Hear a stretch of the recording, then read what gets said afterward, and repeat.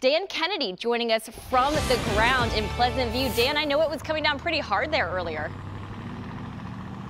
Yeah, it was. We were making our way up from Nashville towards Clarksville on I-24 westbound, and pretty much the most snow we noticed accumulated on the side of the interstates was here in the Pleasant View area, and that's still the case. Most of it's just really towards the grassy areas right now, and a good, decent coating on the grass where the snow is accumulated and has stayed for the last several hours. I would estimate close to an inch on the grassy portions here in Pleasant View. The roads, the slush off to the side, mostly just wet roads to deal with, but we have seen TDOT crews out here, multiple TDOT crews with the salt trucks and with the plows out here, though not much of anything to plow. It melts as soon as it hits the road. There is some slick spots that we've noticed, at least in the parking lot where I'm standing right now. It does appear to be a little slick, but other than that, you're going to notice pretty much just a wet commute on the roads. We were earlier also checking out Ashland City, where it's much of the same here.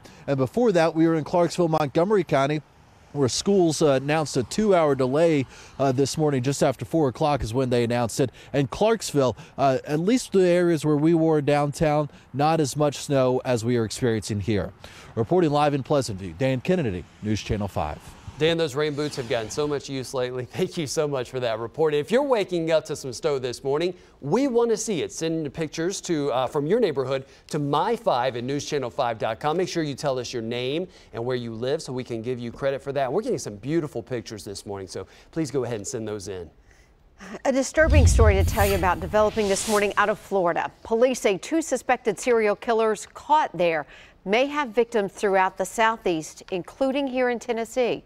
News Channel 5's Nick Barris is working this story in the 5 Alert Center. Nick, this is disturbing. Yeah, you said it, Amy. A couple already charged with 4 murders in 2 states, and police right now really think there may be more victims throughout, as you say, the entire southeast. Possible serial killers here we're talking about. Now, the sheriff there in Polk County, Florida, has issued an alert for all law enforcement in the region. This after the arrests of Christopher Taylor and Christina Sluss. The 2 are linked to the bludgeoning and slashing deaths of 4 people in Florida and South Carolina. You know what? The victims were dismembered.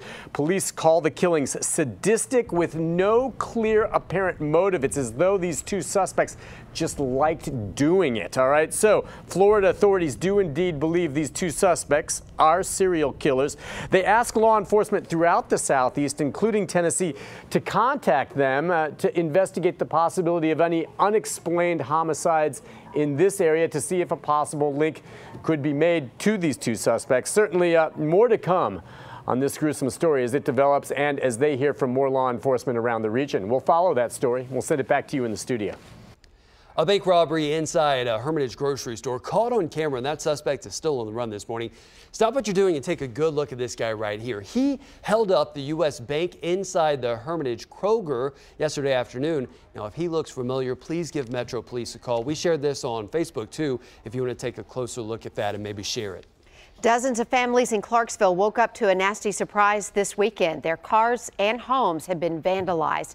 33 vehicles and more than a dozen homes were hit. The total damage estimate, more than $30,000. Most of the homes were along Ringgold Road. If you live in that area and you have home surveillance cameras, give Clarksville Police a call. The search continues this morning for a missing Nashville firefighter in Humphreys County. Jesse Reed's Jeep was found in the water at Mason's Boat Dock last week, but he is still missing. On Friday, investigators issued search warrants for 2 homes, but still no sign. As soon as we get more details, we'll share them on Facebook and our website, newschannel5.com.